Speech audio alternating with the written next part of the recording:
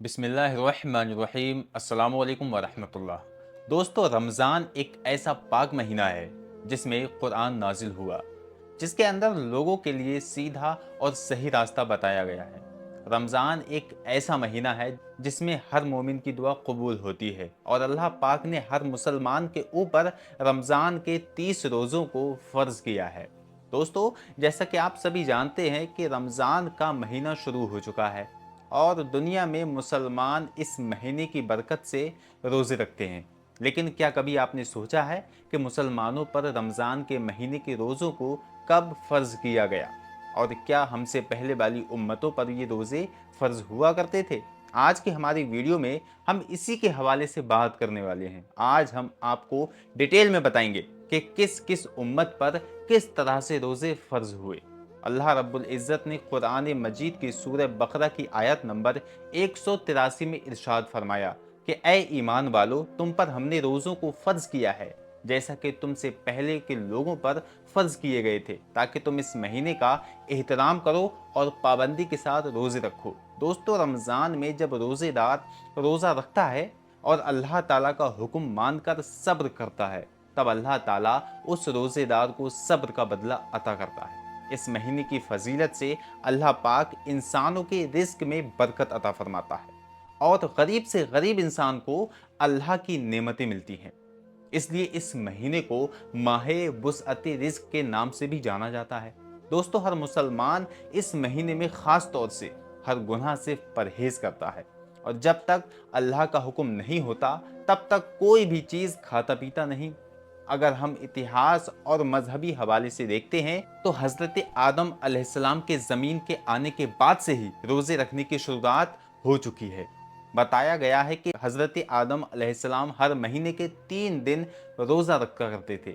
साथ ही ये भी कहा जाता है कि हज़रत आदम अलैहिस्सलाम इन रोज़ों को जन्नत से ज़मीन पर आने के बाद तौबा के लिए रखा करते थे। इस तरह पूरे साल में हज़रत आदम अलैहिस्सलाम 36 दिन रोज़ा रखा करते थे। दोस्तों, हज़रत आदम अलैहिस्सलाम के ज़माने में हर महीने की चाँद की 13, 14 और 15वीं तारीख को रोज़े रखे जाते थे। ये वो तारीख है जब चाँद पूरा मुकम्मल और रोशन होता था, जिसे आप और हम 14वीं का चाँद भी कहते हैं। इसके बाद जब हज़रत नूह अलैहिस्सलाम का ज़माना आया तो उन्होंने भी हज़रत आदम अलैहिस्सलाम के ज़माने की तरह महीने में 3 रोज़े रखे। वो भी इन्हीं 3 तारीखों पर। इन रोज़ों को तूफ़ान नूह से बचने पर हज़रत नूह अलैहिस्सलाम ने शुक्र का नाम दिया। लेकिन हज़रत दाऊद अलैहिस्सलाम के रोज़े का तरीका हज़रत आदम अलैहिस्सलाम और हज़रत नूह अलैहिस्सलाम से थोड़ा अलग था। चुनांचे हुजूर अक़दस सल्लल्लाहु ताला अलैहि वसल्लम के फरमान के मुताबिक वो एक दिन रोज़ा रखते थे और एक दिन इफ्तार करते थे, यानी कि पूरे साल में आधे साल रोज़ा रखे करते थे। इसके अलावा हज़रत सुलेमान अलैहिस्सलाम हर महीने में 9 दिन रोज़ा रखा करते थे और ये रोज़े महीने की शुरुआत में 3 दिन, महीने के बीच में 3 दिन और महीने के आखिर में 3 दिन रखा करते थे। इसके अलावा हज़रत इब्राहीम अलैहिस्सलाम भी हज़रत आदम अलैहिस्सलाम के तरीके के मुताबिक रोज़ा रखा करते थे, यानी कि हर महीने में 3 दिन रोज़े। लेकिन कई रिवायतें ये भी बताती हैं कि हज़रत इब्राहीम अलैहिस्सलाम पूरे महीने के रोज़ा रखा करते थे।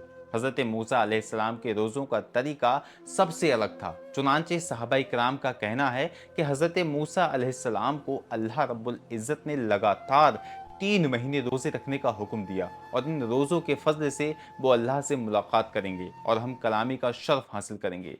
और जब 3 महीने रोज़े रखने के बाद अल्लाह से हम कलामी का दिन आया तो हज़रत मूसा अलैहिस्सलाम को ये बात पसंद आई कि इतने दिन रोज़ा रखने की वजह से मैं अपने मुंह के बू के साथ अल्लाह से मुलाकात करूंगा।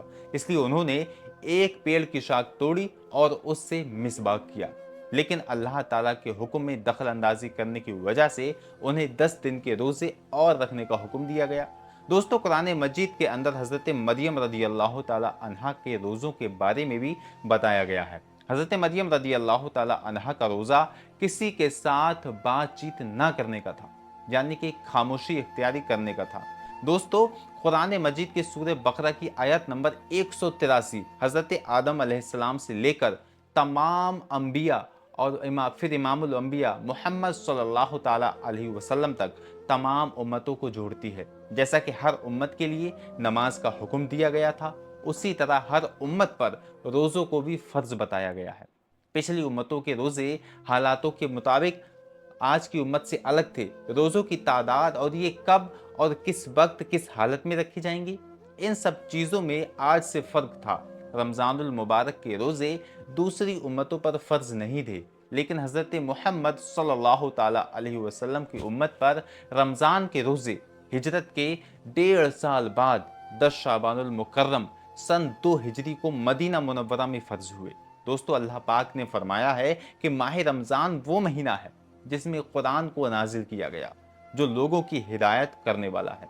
साथ ही फरमाया गया है कि तुम में से जो कोई शख्स भी इस महीने को अपनी जिंदगी में पाए, उसे इस बरकती महीने में रोजे रखने चाहिए। और कोई शख्स बीमारी की हालत में है या सफ़र की हालत में है और उसके रोजे छूट जाते हैं, तो वो बाद में इन रोज़ों को पूरा कर सकता है। दोस्तों, अल्लाह पाक ने हमें हर चीज़ में आसानी दी है। उसका इरादा हमारे साथ आसानी बरतने का है, सख्ती का नहीं।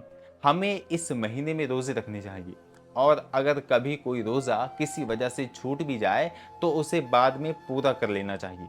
हमें अल्लाह की इस हिदायत पर शुक्र अदा करना चाहिए। दोस्तों, ये भी जान लेते हैं कि हुजूर अकरम सल्लल्लाहु ताला अलैहि वसल्लम की उम्मत से पहले यहूद नसरा 10 मुहर्रम यानी के योम आशूरा का रोज़ा बड़े ही एहतराम के साथ रखा करते थे। इसी तरह हर महीने की 13वीं, 14वीं और 15वीं चांद की तारीख को उम्मतें रोज़ों को बहुत ही एहतराम के साथ रखा करती थीं। चुनांचे हुजूर अकरम सल्लल्लाहु ताला अलैहि वसल्लम ने पूछा कि तुम 10 मुहर्रम का रोज़ा क्यों रखते हो? तो उन्होंने जवाब दिया कि इस दिन हमारे रब ने हमें फिरऔन से निजात दिलाई थी, और इसी दिन समुद्र से रास्ता निकालकर हमारे रब ने हमें दरियाए नील से पार कराया था। चुनांचे हम अपने रब का शुक्र अदा करने के लिए इस दिन रोज़ा रखते हैं। इस पर हुजूर अकरम सल्लल्लाहु ताला अलैहि वसल्लम ने इरशाद फरमाया कि इस बात के तो हम तुमसे ज़्यादा हकदार हैं, या लिहाजा लिहाजा तब मुसलमानों को हुक्म दिया गया कि तुम भी मुहर्रम के महीने में रोज़ा रखा करो। यहूदी एक रोज़ा रखते हैं और तुम 2 रखा करो, एक 9 तारीख को और एक 10 तारीख को। इसके बाद जब कुछ वक्त गुजरा तो 3 रोज़े हर महीने रखने के लिए कहा गया, जो कि चांद के 13वीं, 14वीं और 15वीं तारीख थी। मुसलमान इस दिन रोज़ा रखा करते थे, लेकिन जब रमज़ानुल मुबारक के रोज़ों को फ़र्ज किया गया, तब इन रोज़ों को सुन्नत रोज़े का दर्जा दे दिया गया। दोस्तों, रमज़ान के महीने के बारे में हुजूर अकरम सल्लल्लाहु ताला अलैहि वसल्लम ने इरशाद फरमाया कि जब इस महीने की पहली रात आती है, तब आसमानों के दरवाज़ों को खोल दिया जाता है, और फिर ये दरवाजे पूरे महीने तक बंद नहीं किए जाते हैं। और जब इस महीने की आखिरी रात आती है तो अल्लाह पाक हर रोज़ेदार की मग़फ़िरत फरमा देता है। दोस्तों, रोज़ा रखने के फ़ायदे क्या हैं, क्या आप जानते हैं? ये तो शरीयत में हुक्म दिया गया है कि आप रोज़ा रखें, लेकिन इसके फ़ायदे कितने हैं, आप इसको सोच भी नहीं सकते। और आज के ज़माने में जब साइंस की तालीम बहुत आगे है और वो नई नई चीज़ों को रिसर्च कर रहे हैं, तो उन साइंसदानों ने रोज़े के हवाले से भी रिसर्च की और उन्होंने बहुत सारे फ़ायदे बताए। तो आज हम साइंस के अक़बाल से तकरीबन 7 फ़ायदे आपको बताएंगे कि रोज़ा रखने के 7 फ़ायदे क्या हो सकते हैं। नंबर 1, साइंसदानों का ये मानना है कि रोज़ा रखने से दिल और दिमाग के लिए बहुत ज़्यादा फ़ायदेमंद होता है। रोज़ा दिल और दिमाग को सेहतमंद बनाता है। ये पहला फ़ायदा है दोस्तों।